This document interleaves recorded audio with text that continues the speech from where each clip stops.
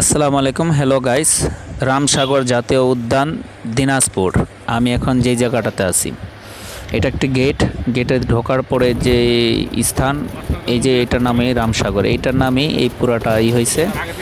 এখানে সাইডে ডাইন সাইডে বন, বাম সাইডে একটি সাগর কাটা হয়েছে অনেক বড় পরিমাণে, যেটা আমরা দিঘি বা বড় পুকুর বলে থাকি, সেটাকে সাগর হিসাবে নাম ধারণ করেছে। এটা হয়েছে বন বিভাগের করেছে, রামসাগর বন বিভাগ বিশ্রামগার। এই যে এখানে বানরের রাখার স্থান করা হয়েছে এবং এখানটাতে বানর সবাই দেখতে আসে। এখানটাতে এই বানরগুলির পরে আপনার পাশে আছে হরিণের পাল। এখানে হরিণ অনেক পরিমাণ। এখন এখানে বিভিন্ন চিত্র আর্ট করে রাখা আছে এবং বাচ্চাদের খেলার অনেক বিনোদনের স্থান।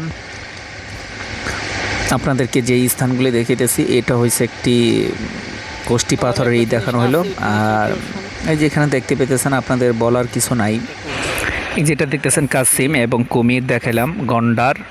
এবং আমরা যে স্থানটা সর্বশেষ, এই পুকুরটির একটি ইতিহাস যে 20,000 টাকা দিয়ে এই পুকুরটি কাটা হয়েছে। আপনারা হয়তো অবাক হবেন, 20,000 টাকা দিয়ে এত বড় পুকুর কীভাবে কাটা হলো। তখনকার আমলে 20,000 টাকার অনেক মূল্য ছিল এবং কাটা হয়েছে।